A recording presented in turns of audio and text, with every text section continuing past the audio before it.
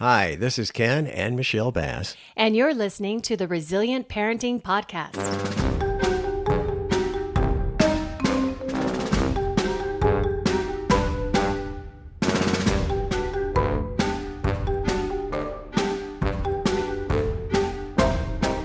Well, welcome back to the Resilient Parenting Podcast. Mm-hmm. I'm your host, Michelle Bass, and along with me is my husband, Ken. I've always wanted to meet him. I heard he was a great guy. Oh, that's me. Yeah, Thank you. The best. He's the best. Here we are once again sitting at our kitchen table. Yeah, and we have a really great episode for you. You know, something that I would love for people to think about and maybe start sending in to us is the dad jokes. I haven't forgotten about the dad jokes. And I would love for under the text me or text us or something like that. It's under the show notes. Mm-hmm. You can send us your best dad joke. Or even your worst. Well, some of the best are the worst. Yeah, you know that firsthand. And anyone who has listened to you Shared your knows pain. that. So yes, definitely good, the bad, the ugly. That is all about dad jokes. Keep it clean so that we can actually have it on the podcast. Because we try to have it so that all audiences can listen, including the littles. So yeah, that would be one ask. And then the other thing that I am pretty excited about, just because it happens every year and it's a great reminder to all of us, something special happens in April. Yeah. Do you have any idea what that is? I could take a wild guess, but I'd rather you tell me. Oh. That way I won't be wrong. Ken's playing it safe. Yes. You've learned something after all these years. You'd think I'd learn even more, but April is Child Abuse Prevention Month. Oh, okay. Yes.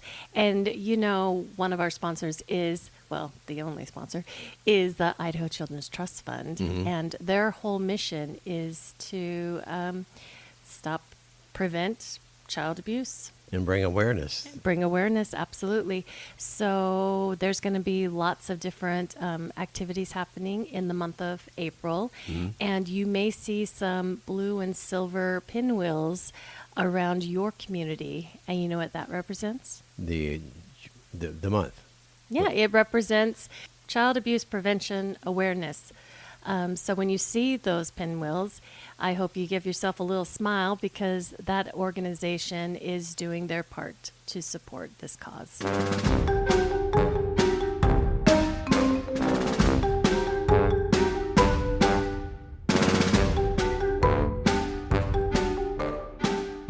All right, today we're chatting with Beth Norton, who's a comedian, a writer, and former foster kid, and I think you can take it from there, right?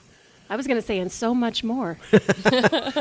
Ellipsis. Yes. Payer of rent. A cyclist, a bike commuter. Yes. So yeah, tell us a little bit about yourself. Well, I live here in Boise, Idaho. I've been here for about 8 years. Mm-hmm. I work in the refugee resettlement world right now for as long as I can. And what else? Yeah, I sold my car a couple of years ago, so I'm fully e-bike mobile. Oh, wow. Which has been fun. Unfortunately, Boise's getting to be a little bit better for that, too. It is, yeah. They've made a lot of improvements and are always improving the bike ability, so it's a super fun way to get around. Not as fun in the winter, but I'm grateful for this weather. What else? I have 2 cats. What are their names? Fabiana, I call her Fabs, and then Scratchy. Oh, well, I like that it's Fabiana, not Fabiana. Okay. Yeah. The Fab. Yeah.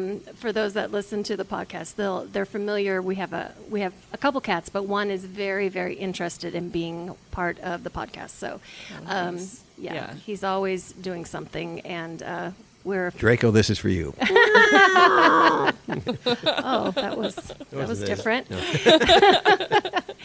And I was looking at your website, bethnorton.com, and it tells about your story, and then also you're involved in, is it late night story night, or what is it? Yeah, story night. The late night is kind of the adults only version of story night, and been doing that for the past 3 years, 6 shows a year. So Ken was in the clean version, I guess. Then Yes, I saw. Yeah, that was this year. It was right? this past year. Past year, yeah. yeah, he was in the 5 o'clock get it out before it's time for bed crowd. I'm just kidding. I'm just kidding. I tease. Yeah, late night used to be later. I guess it was like 9, and then it moved to 8, so it's not really that late. And we've actually talked about changing the name because sometimes it's confusing for people. So really, I host at the Women's Ward of the Old Pen and at the Visual Arts Collective in Garden City. Very nice. Yeah. So your story is very fascinating. Like I said, I read it, and just from where you started and all the different things that you went through, and then your journey even to Idaho, and then how you've grown and made something out of all of this. So I'm wondering if you could share some of your story with the listeners. Sure. Well, first, thanks for reading all of that, Michelle. I'm working on the website, and right now it's a mini novel on the front page. So your attention span must be unaffected by the current climate. So I appreciate you reading all of that. And yeah, I was born in Santa Cruz, California, and my mother was 19 years old when she had me. And she was the youngest of 8 in a large military family. So there wasn't much of a family there by the time that she was born. She had been in foster care. She had experienced abuse and abandonment by her parents. And then she had me. I think things were good for the first couple years. I think she tried, but was very into drugs and partying, and subjected me to some pretty severe abuse and neglect by a boyfriend. And then I went to live with an aunt and an uncle and my cousins. And that was okay for a while, and then until it wasn't. Until it wasn't. Same family system, and was removed from that home when I was 7, and then I sort of went from foster home to foster home for a while. Lived with another family member for a while. Had a potential adoptive placement that failed, and then they were like, well, there's another foster home right up the street. So when I was 9, I became the youngest of 6 girls in a foster home. And I stayed under legal guardianship in that home until I aged out. Wow. At 17. So all those previous moves were all before you were 9 years old? Yeah. Wow. Yeah, it was a lot. Okay, that is a lot. Yeah. That is a lot. And then you stayed from 9 to 18? Yeah, just about 17, because my birthday's in the summer, so I graduated high school before. Oh, gotcha. Yeah. Gotcha. So that was different. That was like, I'll be 40 this year, so this was before trauma-informed care. My foster parents, they kind of wanted us, they were unable to have children of their own. I think they kind of wanted us to be theirs, so there was always this tension between them and the relationships that I was maintaining with some of my biological family members, like an aunt I had a close relationship with. So they did try to adopt me, but I, as like a 10 or 11-year-old said no, because even then I knew that they were adopting me to essentially cut my relationships off with my biological family. So that was always something I had to navigate. That was really difficult. And, it was interesting because from the outside it looked really good. And everybody would say that people would be like, wow, you're so lucky. Which even as a foster kid, I was like, I knew I wasn't lucky. But, they would take us on vacation and they had a boat. We would go fishing. And so in those kind of like basic ways, things were better, but it was still a place where, if we didn't behave right or if they didn't like us, like it was very clear that we could be gone. Oh, wow. So very conditional. It was very conditional. And very psychologically abusive. They would say awful things about my mother and my father and them not loving me. And, so it wasn't like, oh, then I was in this home and it was loving and great. And I Right. I didn't really get the sort of healing and belonging that I needed from a Right. family environment, but also didn't really have any other options, right? It was not presented with any other options. Right. How'd that go into shaping what you do now as a comedian and writer? Do you often pull from that well? What do you do? I mean, as a comedian, yeah, it's like me always trying to get the love I never had, Yeah. right? From a whole Yeah. bunch of strangers in a really safe way. I think like as a younger kid, I was involved in theater and in high school. And since I've, done a lot of research around childhood trauma, I've read Bessel van der Kolk's The Body Keeps the Score. Good book. Great book. He talks about theater being a safe way for kids who have experienced childhood trauma to reconnect with the human experience and those emotions. So I've really found that Right. through theater, through storytelling, and through stand-up. And then, writing has been hugely instrumental in my healing process. I do sort of like stream of consciousness, journal writing, and meditation. I follow Natalie Goldberg, so I've like read every one of her books and studied with her twice, and Oh, wow. done some really long meditation and writing retreats. Really helped me to process and forgive. And yeah. So this has been a journey, and it continues to be a journey Yeah, for you. absolutely. Yeah. And I love that you use the arts and all that for creativity and for healing, and then sharing it with others to be able to help others that maybe are experiencing this. Yeah. So if you were to, let's say that there are some foster parents right now who are listening, what would you say that you think if you could have the 9-year-old you, or whatever age, would have wanted them to know? Yeah, that's a big question. I think, just based on my experience, your kids aren't coming to you as a blank slate, depending on what age they're coming at. They have a history, they have experiences, they have beliefs about themselves and the world that have been formed based on those experiences. They haven't been able to grieve their losses because what 9-year-old is able to grieve the loss of their parents. And so I would say like hang in there, don't give up. Don't give up on them, if you really try to love them for who they are and not what they mean to you. I think that's important.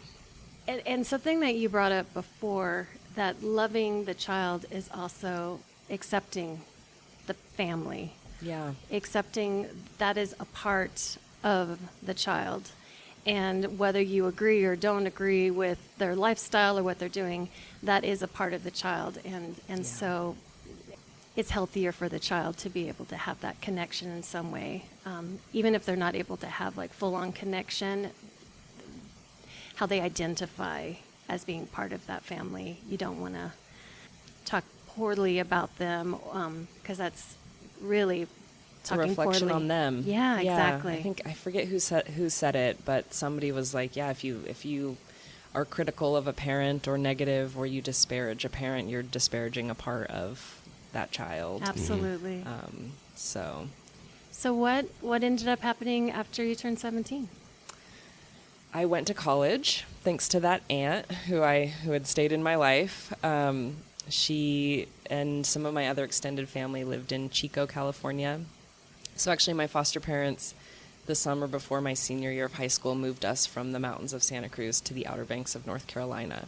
Oh, So wow. So I spent my senior year of high school there because the option was do that or maybe grow into a group home and maybe get to bus up to my high school. Those were the options I was given. So that was rough, but maintained a connection with my bio aunt.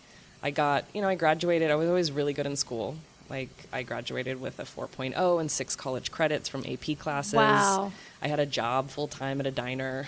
And by that summer, I was just like, I'm done with your stuff, you guys. I'm out of here. So I made some alternative living arrangements. I had an awesome summer working at the diner. I put a bunch of money in my pocket for school.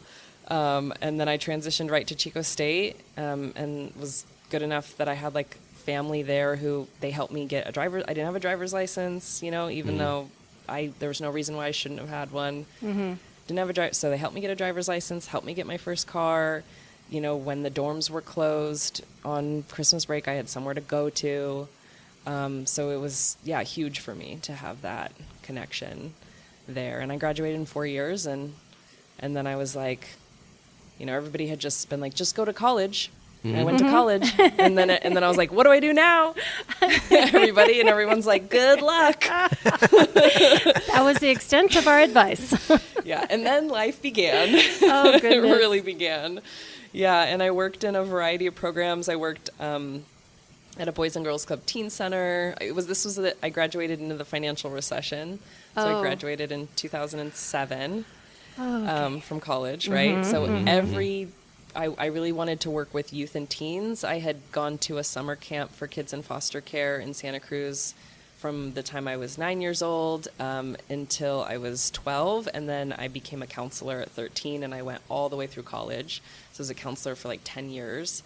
So you were helping other kids? Yeah, and it was one-on-one camper counselor, and so I just got to know so many other kids, littler kids. And then my foster parents also started doing temporary foster care when I was older, so I had a lot of younger foster siblings who were in temporary care. So You've carried some of this over into working with refugee families now, I take it then, right? Not Not quite? I don't know. That's kind of a leap.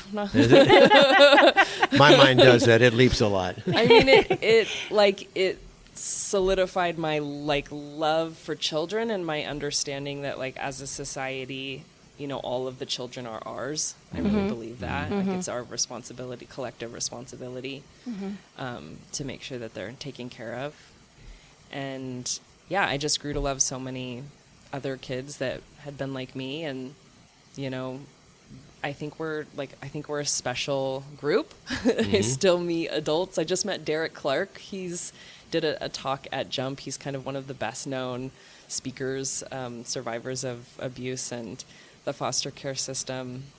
And he actually lives here. Oh, wow. So I'm going to connect you guys to him. But I saw him speak, and he was so good. He offered some coaching and stuff for me afterward. We agreed, there's this kind of camaraderie. There's a siblinghood there, I think, of shared experience that it's not something that you can't really understand unless you've gone through it. And so I've never met another former foster kid that we didn't just kind of have that sense of camaraderie. Absolutely. Is there any kind of organization for foster kids to kind of find each other, or is that? There is. There's Alumni of Care. It's a national program, and I don't know what it currently is doing in Idaho. I was just thinking, I just saw on Instagram that there was some legislation that was just signed by the governor about changing the age to 23 for foster youth to be able to receive support. Yeah. Because like you were saying, you turned 17 and you graduated early, and then you were often, and I don't know all the details, but that definitely is a gap for kids that are aging out of care, and then what do they do after that? So more to come on this, but I have noticed that a lot of helpers have traumatic experiences. They want to give back, maybe be that supportive person that wasn't there for them, or be that safe person, and so I just really appreciate what you're saying about you find each other and you automatically are connected in a way that no one else will understand. Yeah. It's something you mentioned a while back in the conversation, and you were talking about too with the foster parents and advice for them. And we talked with somebody just a couple of podcasts ago about the term preconceived notions for parents and how they were raised, and then they try to raise their kids the very same way, which doesn't always go maybe the best. Right. And that's something maybe foster parents are maybe stuck in that same type of groove, you think? Yeah, I mean, I think it's sort of natural as a species for us to do what we know, right? But this is very different times that we're living in, even from when I was growing up, right? So even if I had kids, I imagine I would have to raise them very differently, like in a technology age. That's a whole thing. Yeah. But also, like, and this might kind of touch on what you asked before about crossing over with the refugee resettlement world. I know that these systems overlap, meaning like I know there are children that come into care that are from a refugee background or have parents that are from a refugee background, and so, you know, what I experienced was I had to adapt to a completely different religion. Like I went from one potential adoptive placement that was like very Christian, and then the foster family I lived in was very Catholic. So that was, I mean, that really shaped the way that they informed the way that the things that we did, the communities that we were involved in.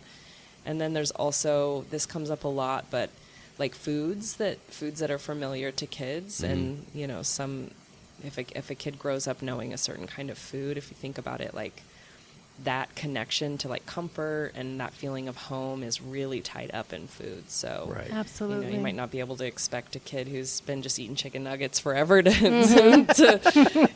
love your, you know, way better like breaded and fried, you know, chicken tenders. I made this for know? you. You should enjoy Right? it. And it's like, oh, I like the frozen kind better. Yeah, you know, or like I like those comfort. ones that are shaped like dinosaurs. Oh yeah, we Yeah. have some of those at home. For Yeah. grandkids. Yes. You know, and back to what you were saying about foster parents specifically, they can't parent kids that are in foster care. They can't parent them the same way they parented their own, because like you said before, you're not a blank slate when you come Right. in the home.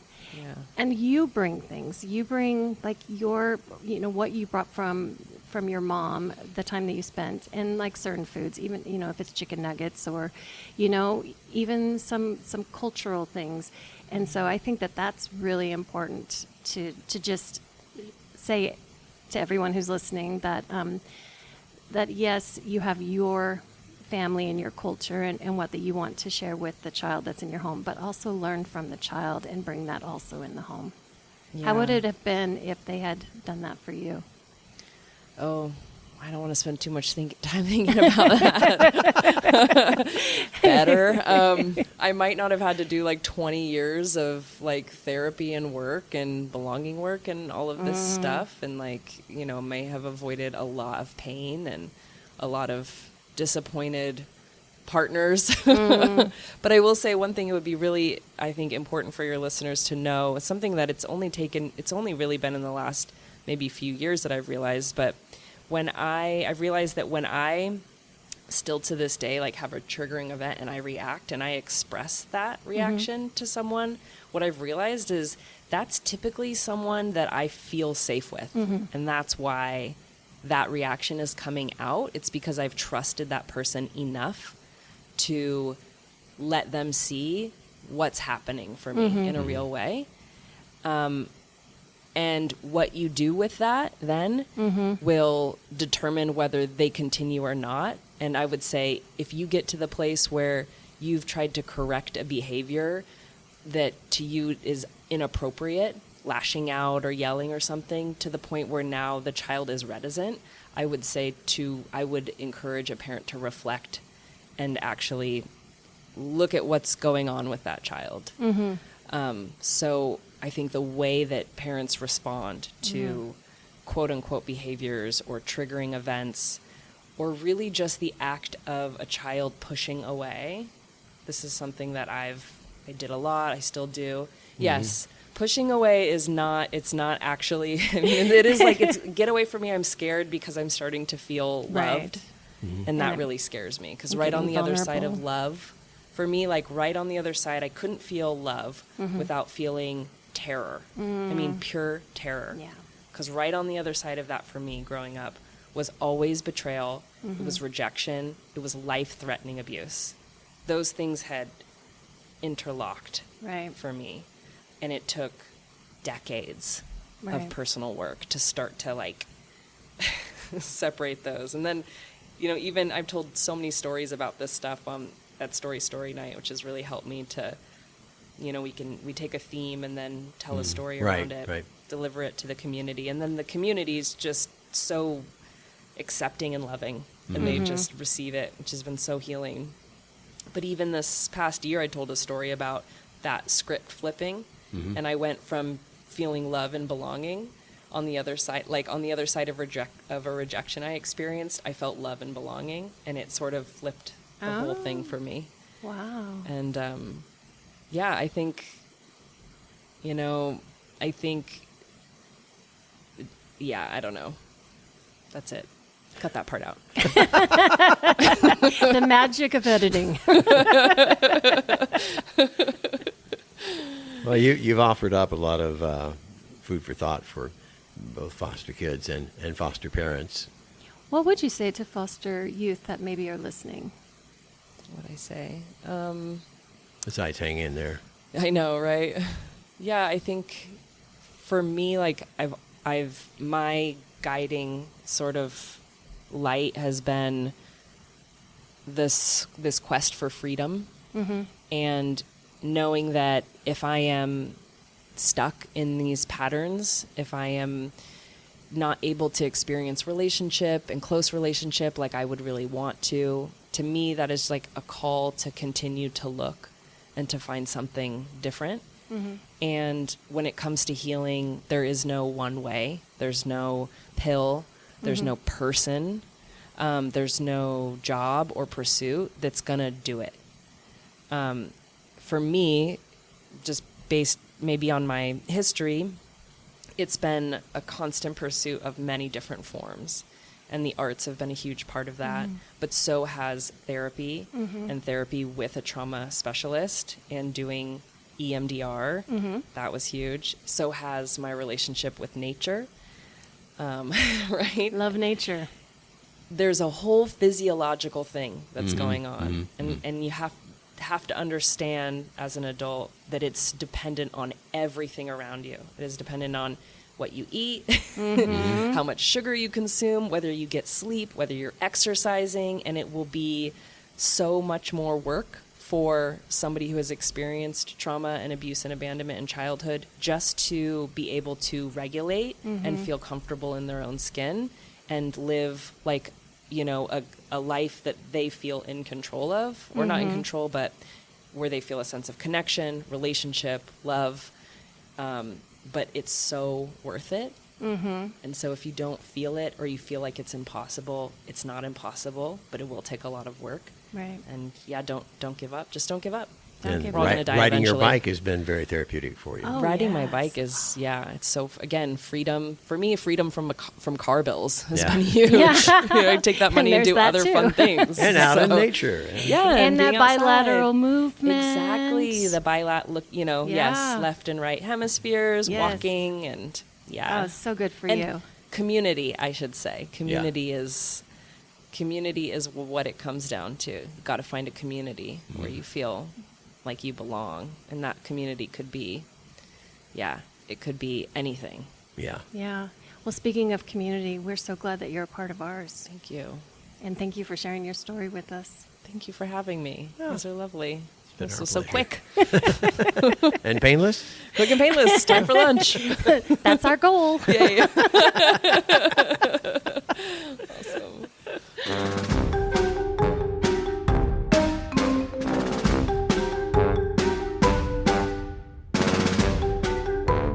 This podcast is brought to you by the Idaho Children's Trust Fund.